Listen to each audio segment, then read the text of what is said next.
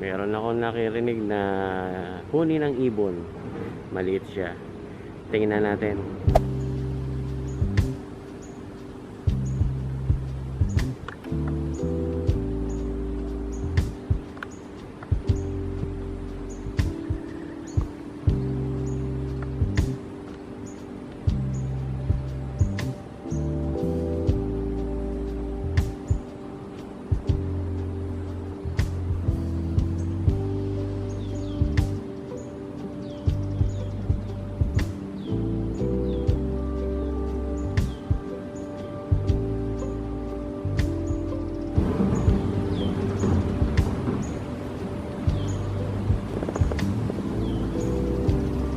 Ganyan ako kalayo sa kanya.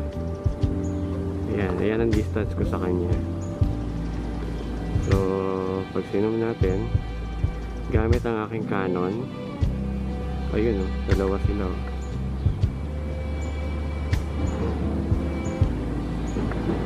Nagpark ako doon, narinig ko sila. So, maaga pa kasi sarado sa opisina. Kaya nagsishooting ako dito. Siguro mga 1 hour ako magsishoot ngayon dahil 7:30 pa lang mga 8:30 nagbubukas yung office. Ayun, shoot natin siya ulit. Ayan, dito ako madalas mag-shoot ng mga ibon. So ayan, maraming ibon dito dahil nasa tabi siya ng river. Ayan, marami silang nakakain kasi rito.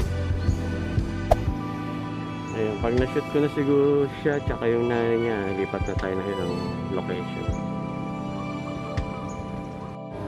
So, another tip is don't leave the spot when you saw birds dahil sometimes nagpipiding sila eh. So, yung nakita kong bird is parang they call it juvenile. I don't know. Yes, I'm still here. I'm waiting for the father. Natay natin yung tatay kasi maganda yung kulay nun. Blue and yellow combination. Ayan guys, magta 30 minutes na ako dito. Nandiyan pa rin siya. Ang ganda ng ibon na yan. They call it brown-throated sunbird. Ang father niyan is blue and yellow combination.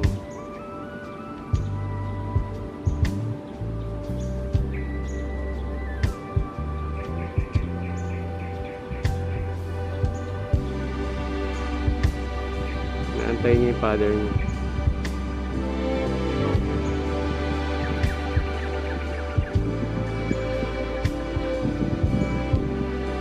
Meron naman doon ano bang bird yan? Yellow bented bulbul. Maybe, pero yes, yellow bented bulbul. Medyo maingay din yung ibon na yan. Kaya siya ng magulo. Ayan, nagtatawag siya. Dito sa spot na to marami rin bird. Sana makakita tayo. Yan, marami yan dyan minsan. Ayan, dito tayo, malilim. Nandito naman tayo sa bridge. Yan, dito. Maganda dito, ang level mo sa bird is medyo ikaw yung nasa ibabaw. Yan. Isa maraming bird dyan. Pag sinusum ko yan, merong bird dyan. Ayun, pero dyan may naririnig tayong huni-huni. Baka may ibon doon.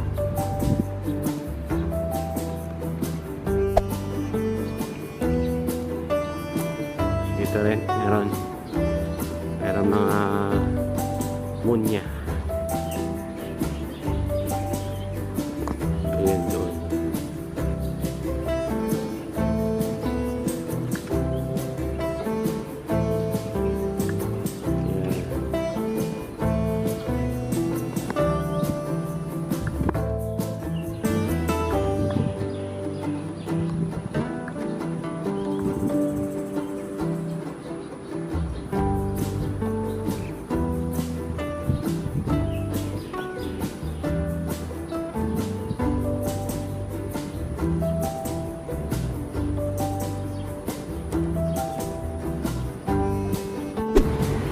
papasok na ako sa office at check natin kung ano yung mga na-shoot natin.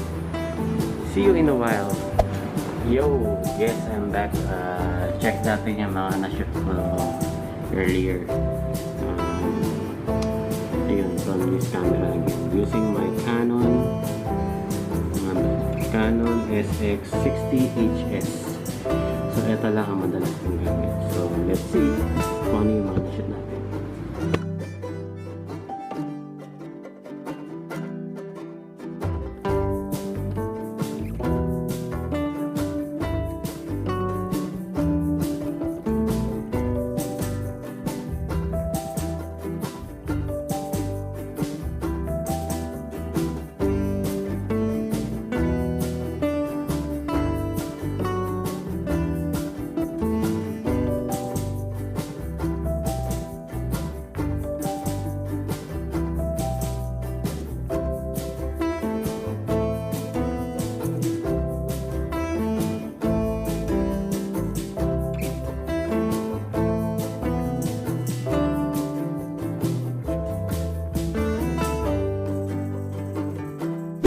Ayun yung mga na-shoot natin this morning. So, yun lang.